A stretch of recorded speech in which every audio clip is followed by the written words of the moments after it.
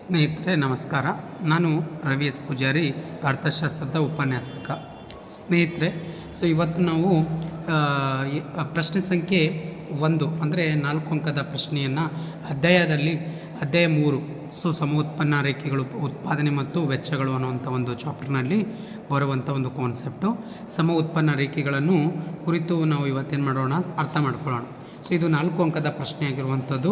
ಇದು ಪ್ರಶ್ನೆ ಏನಾಗಿದೆ ಅಂದರೆ ಭಾಳ ಸಲ ನಮಗೆ ಒಂದು ಎಕ್ಸಾಮಿಗೆ ಇಂಪಾರ್ಟೆಂಟ್ ಆಗಿರುವಂಥದ್ದು. ಅದು ಭಾಳಷ್ಟು ಸಲ ನಮ್ಗೆ ಎಕ್ಸಾಮ್ನಲ್ಲಿ ಕೇಳಿರುವಂಥ ಪ್ರಶ್ನೆ. ಹಾಗಾಗಿ ನಾವು ಇದನ್ನು ಕಾನ್ಸೆಪ್ಟನ್ನು ಅರ್ಥ ಮಾಡ್ಕೊಳ್ಳೋಣ. ಇದು ಯಾವಾಗ ಅಂದರೆ 4 ಅಂಕದ ಪ್ರಶ್ನೆಯಾಗಿ ಕೇಳ್ಬೋದು. ಅದಕ್ಕೋಸ್ಕರ ಏನಿದೆ ಅಂದರೆ ಪ್ರಶ್ನೆ ನೋಡಿ. ಸಮ ಉತ್ಪನ್ನ ರೇಖೆಯನ್ನು ರೇಖಾಚಿತ್ರದ ಸಹಾಯದಿಂದ ವಿವರಿಸಿರಿ ಅನ್ನುವಂಥ ಒಂದು ಪ್ರಶ್ನೆ.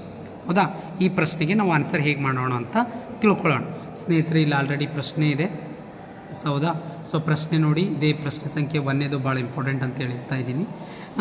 1ನೇದು ಸಮ ಉತ್ಪನ್ನ ರೇಖೆಯನ್ನು ರೇಖಾಚಿತ್ರದ ಸಹಾಯದಿಂದ ವಿವರಿಸಿರಿ ಅನ್ನುವಂಥ ಒಂದು ಪ್ರಶ್ನೆ.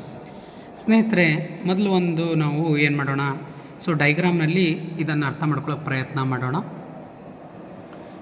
ಇಲ್ಲಿ ನೋಡಿ ವಿದ್ಯಾರ್ಥಿಗಳೇ, ಇವಾಗ ಒಂದು ರೇಖೆ ಇದೆ ಇಲ್ಲಿ. ಹೌದಾ?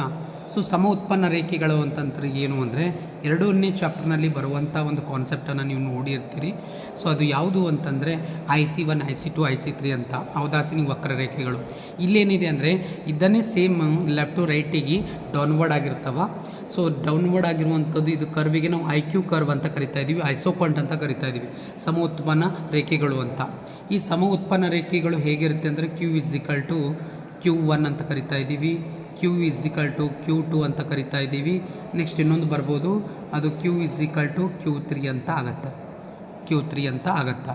ಹಾಂ, ಇವಾಗ ವಿದ್ಯಾರ್ಥಿಗಳೇ, ಇಲ್ಲಿ ಏನಂತಂದರೆ 1ನೇದು ನಿಮಗೆ ಪಾಯಿಂಟ್ ಹೇಳ್ತಾ ಇದ್ದೀನಿ.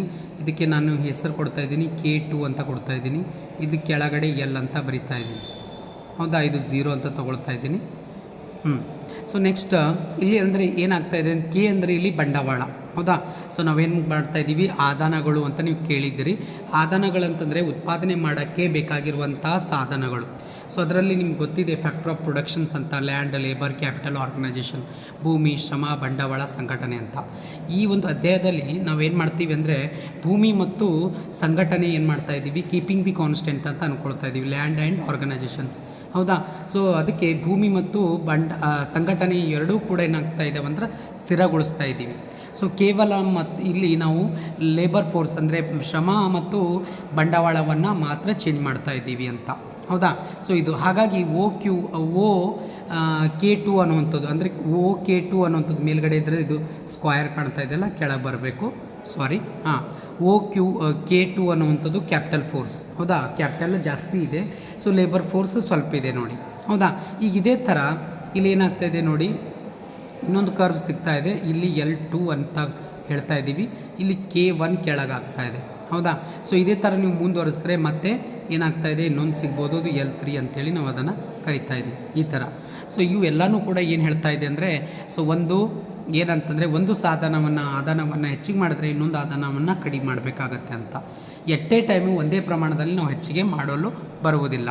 ಹಾಗಾಗಿ ಯಾವಾಗಲೂ ಕೂಡ ಏನಾಗ್ತದೆ, ಎಡದಿಂದ ಬಲಕ್ಕೆ ಇಳಿಮುಖವಾಗಿರುವಂಥದ್ದು ಏನಂದರೆ ಆ ಔದಾಸೀನ ವಕ್ರರೇಖೆಗಳಿತ್ತಲ್ಲ, ಅದೇ ಥರ ಇಲ್ಲಿ ಏನಾಗ್ತಾ ಇದೆ, ಇಲ್ಲಿ ಸಮ ಉತ್ಪನ್ನ ರೇಖೆಗಳ ಆಗತ್ತೆ.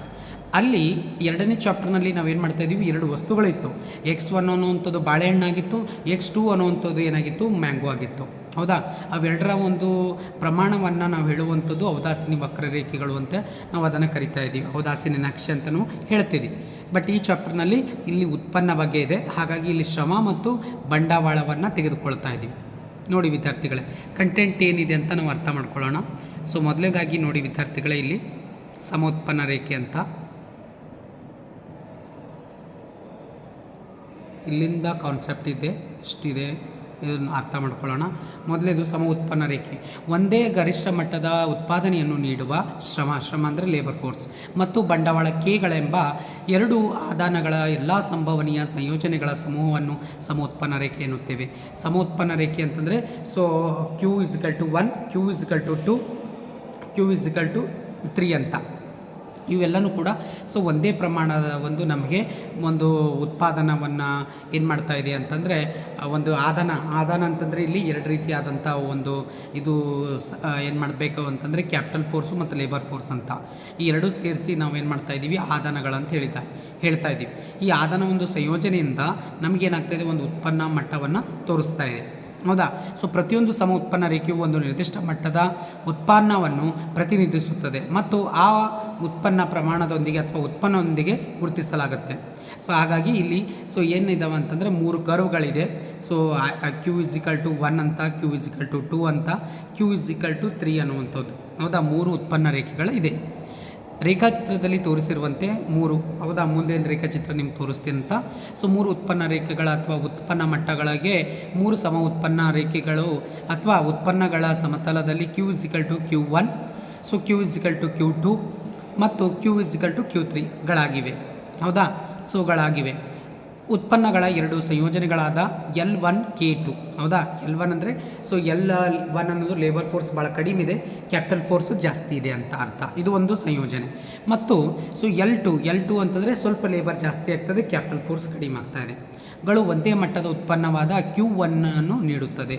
Q1 ಅಂತಂದರೆ ಕ್ವಾಂಟಿಟಿ 1 ಅಂತ ಅನ್ನುವಂಥದ್ದು. Q=Q1 ಅಂತೇಳಿ ಇದೆಯಲ್ಲ ಅದು. ಓಕೆ. ಸೊ ನಾವು ಬಂಡವಾಳ K1 ಅನ್ನು ನಿರ್ದಿಷ್ಟಗೊಳಿಸಿ ಶ್ರಮವನ್ನು L3ಗೆ ಹೆಚ್ಚಿಸಿದಾಗ ಅವಾಗೇನು ಮಾಡ್ತಾ ಇದ್ದೀವಿ, K1 ಅನ್ನೋಂಥದ್ದು ಅಷ್ಟೇ ಇಡ್ತಾ ಇದ್ದೀವಿ. ಕ್ಯಾಪಿಟಲ್ ಫೋರ್ಸ್ನಲ್ಲಿ ಏನೂ ಚೇಂಜಸ್ ಮಾಡ್ತಾ ಇಲ್ಲ. ಬಟ್ ಲೇಬರ್ ಫೋರ್ಸ್ನಲ್ಲಿ ನಾವೇನು ಮಾಡ್ತಾ ಇದ್ದೀವಿ, ಚೇಂಜಸ್ ಮಾಡ್ತಾ ಇದ್ದೀವಿ. L3ಗೆ ಎಕ್ಸ್ಟೆಂಡ್ ಮಾಡ್ತಾ ಇದ್ದೀವಿ. ಹೌದಾ? ಸೊ ಉತ್ಪನ್ನವನ್ನು ಹೆಚ್ಚಿಸುತ್ತದೆ ಮತ್ತು ನಾವು ಉತ್ಪನ್ನ ಸಮ ಉತ್ಪನ್ನ ರೇಖೆಯನ್ನು Q=Q2 ಅನ್ನು ಹೊಂದುತ್ತದೆ. ಶ್ರೀಮಂತ ಉತ್ಪನ್ನಗಳು ಧನಾತ್ಮಕವಾಗಿರುವಾಗ ಸೊ ಅಧಿಕ ಪ್ರಮಾಣದ ಒಂದೇ ಆದಾನದೊಂದಿಗೆ ಕಡಿಮೆ ಮಟ್ಟದ ಸೊ ಉಳಿತಾಯ ಅಥವಾ ಉಳಿದ ಉತ್ಪನ್ನಾಂಗವನ್ನು ಕಡಿಮೆಗೊಳಿಸಿ ಅದೇ ಮಟ್ಟದ ಉತ್ಪನ್ನವನ್ನು ಉತ್ಪಾದಿಸಬಹುದಾಗಿದೆ. ಅಂದರೆ ಏನು ರೀ, ಸೊ ಒಂದನ್ನು ಹೆಚ್ಚಿಗೊಳಿಸಿ ಅಂದರೆ ಅಧಿಕ ಪ್ರಮಾಣದಲ್ಲಿ ಗೊಳಿಸಿ ಇನ್ನೊಂದನ್ನು ನಾವು ಅದೇ ಒಂದು ಪ್ರಮಾಣದಲ್ಲಿಟ್ಟು ನಾವು ಮುಂದೆ ಏನು ಮಾಡ್ಬೋದು, ಉತ್ಪಾದನೆಯನ್ನು ಮಾಡ್ಬೋದು ಅಂತ. ಹಾಗಾಗಿ ಆದ್ದರಿಂದ ಸಮೋತ್ಪನ್ನ ರೇಖೆಗಳು ಇದು ಏನಾಗ್ತದೆ, ಇಳಿಮುಖ ಅಥವಾ ಋಣಾತ್ಮಕ ಇಳಿಜಾರು ರೇಖೆಯಾಗಿರುತ್ತದೆ. ಅದು ಯಾಕೆ ಆಗಿರ್ತದೆ, ಪಾಸಿಟಿವ್ಲಿ ಏನಾಗ್ತದೆ, ಸ್ಲೋಪ್ಡ್ ಆಗ್ತದಲ್ಲ, ಆ ಒಂದು ಕಾರಣದೋಸ್ಕರ ನಾವು ಅದನ್ನು ಹಾಗೆ ಹೇಳ್ತೀವಿ. ನೋಡಿ ವಿದ್ಯಾರ್ಥಿಗಳೇ, ಇಲ್ಲಿ 2 ಕರ್ವ್ಗಳಿದೆ. ಹೌದಾ? ಏನು 2 ಕರ್ವ್ ಇದೆ ನೋಡಿ. ಇಲ್ಲಿ ಕೆಳಗಡೆ L ಅಂತಿದೆ, L1, L2, L3 ಅಂತ. ಸೊ ಮೇಲ್ಗಡೆ ಇಲ್ಲಿ X ಆ್ಯಕ್ಸಿಸ್ ಅದ, ಇಲ್ಲಿ Y ಆ್ಯಕ್ಸಿಸ್ ಇದೆ. ಹೌದಾ? ಸೊ ಅದಕ್ಕೆ ಇಲ್ಲಿ Q=Q1 ಅಂತಿದೆ, Q=Q2 ಅಂತಿದೆ, Q=Q3 ಅಂತಿದೆ. ಸೊ 3 ಸಮ ಉತ್ಪನ್ನ ರೇಖೆಗಳ ಇದೆ. ಹೌದಾ? 3 ಸಮ ಉತ್ಪನ್ನ ರೇಖೆಗಳಿದೆ. ಸೊ ಹಾಗಾಗಿ ಇಲ್ಲಿ ಏನಾಗ್ತಾ ಇದೆ, ಮೊದಲಿಂದ ಪ್ರಮಾಣ ಇಲ್ಲಿ K ಅನ್ನುವಂಥದ್ದು ತೋರಿಸ್ತಾ ಇದ್ದೀವಿ. K ಅಂತ ಏನು ತೋರಿಸ್ತಾ ಇದ್ದೀವಿ, K2 ಅನ್ನೋದಿದೆ, ಇಲ್ಲಿ L1 ಇದೆ ನೋಡಿ. ನೆಕ್ಸ್ಟ್ ಇಲ್ಲಿ L2 ಇದೆ, ಇಲ್ಲಿ ಏನಾಗ್ತದೆ K1 ಇದೆ. ಮುಂದೆ K1 ಅನ್ನೋಂಥದ್ದು ಕಾನ್ಸ್ಟೆಂಟ್ ಇಟ್ಟಿವಿ ಬಂಡವಾಳದಲ್ಲಿ, ಲೇಬರ್ ಫೋರ್ಸ್ನಲ್ಲಿ ಹೆಚ್ಚಿಗೆ ಮಾಡಿದ್ವಿ ಮತ್ತೆ. ಹೌದಾ? ಲೇಬರನ್ನೇ ಹೆಚ್ಚಿಗೆ ಮಾಡ್ತಾ ಇದ್ದೀವಿ. ಹೀಗಾಗಿ ಇಲ್ಲಿ ಏನು ಮಾಡ್ತಾ ಇದ್ದೀವಿ ಅಂದರೆ ನಾವು Q=Q2 ಅನ್ನೋವಂಥದ್ದು ಆಯ್ಕೆ ಮಾಡ್ಕೊಳ್ತಾ ಇದ್ದೀವಿ. ಹೌದಾ? ಸೊ ಅಥವಾ Q=Q1 ಅಂಥದ್ದು ನಾವು ಆಯ್ಕೆ ಮಾಡ್ಕೋಬೇಕಾಗುತ್ತೆ. Q=Q3 ಅನ್ನು ಆಯ್ಕೆ ಮಾಡ್ಕೊಳ್ಳೋಕೆ ಬರುವುದಿಲ್ಲ. ಯಾಕಂದರೆ ಸೊ ಅಲ್ಲಿ ಕ್ಯಾಪಿಟಲ್ ಫೋರ್ಸ್ನೂ ಬಳಸಿಲ್ಲ ಅಂತ ಅರ್ಥ, ಮತ್ತು ಲೇಬರ್ ಫೋರ್ಸ್ನೂ ಕೂಡ ಮುಟ್ಟಕ್ಕಾಗ್ತಿಲ್ಲ ಅಂತಲೇ ಅರ್ಥ.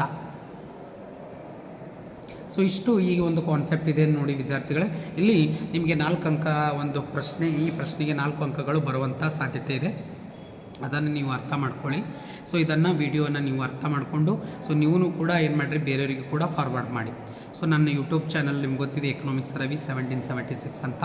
ಸೊ ಇದನ್ನು ನೀವು ಕೂಡ ಉಪಯೋಗ ಮಾಡಿಕೊಂಡು ಮತ್ತೆಲ್ಲರಿಗೂ ಕೂಡ ಕಳಿಸಿ. ಧನ್ಯವಾದಗಳು ಎಲ್ಲರಿಗೆ. ನಮಸ್ಕಾರ.